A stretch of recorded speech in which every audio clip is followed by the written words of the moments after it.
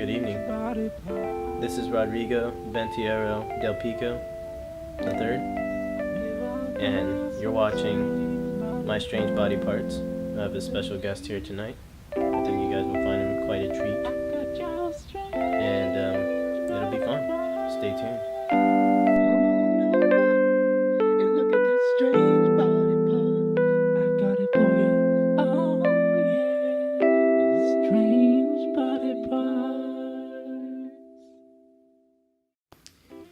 Alright, so what's your name? My name is Harry Lipbum. Tell us a little bit about your background. Well, I was born in a small town, New York, New York. I don't know if you've heard of it, but my mom used to make horseradish, and my dad used to own a bakery. And so they sort of brought that together, and they made horseradish sandwiches. And the problem with making horseradish sandwiches is that it's sort of a tongue twister.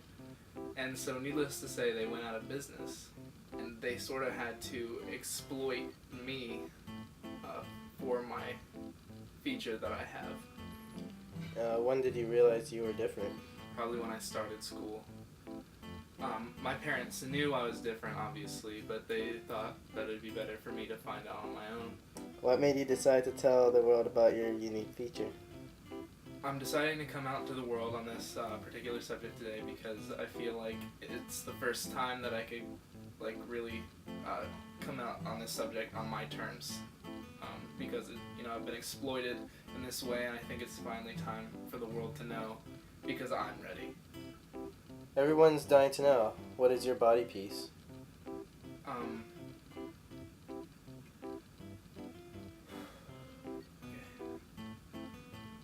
I have a second pair of lips. And where is these lips located?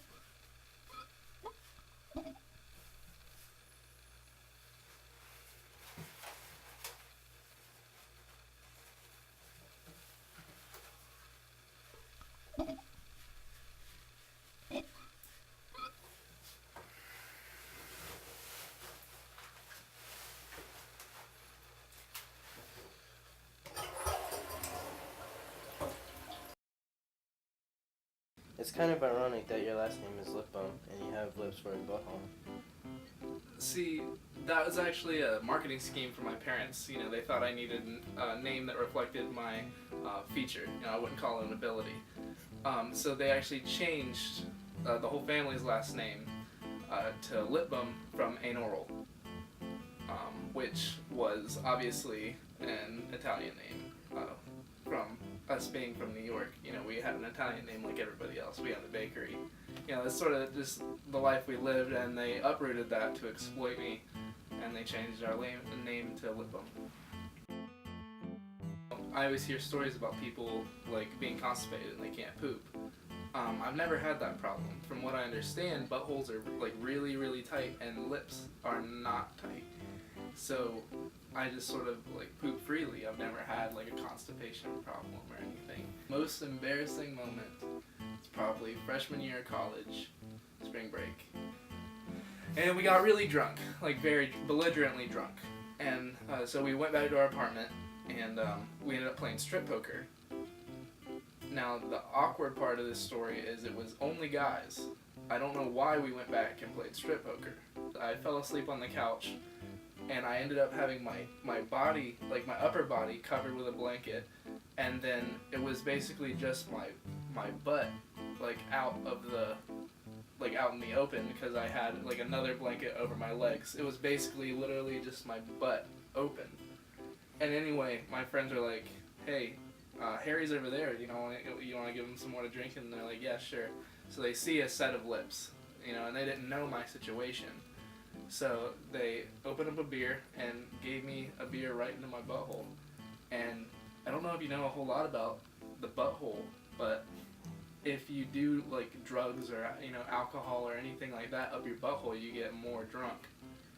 So I was throwing up out of both ends of me, and it wasn't even pooping and throwing up, it was literally just throwing up out of both ends. And they took a video of that and they put it on YouTube, which it got flagged and taken down, but for that first 15 million views, it was the most embarrassing moment of my life, I think. So, what would you like to say in closing? I would like to say thank you for everyone for listening to what I have to say, and I think I know someone else who has to say something. I love you. I fell asleep on the couch, and I ended up having my body, like my upper body, covered with a blanket, and then it was basically just my butt, like out in the open, because I had like another blanket Like, over my I don't know, head. Stacy. I don't know what the big deal is. I mean, us girls, we have two sets of lips, like, all the time. Hey, Harry's over there.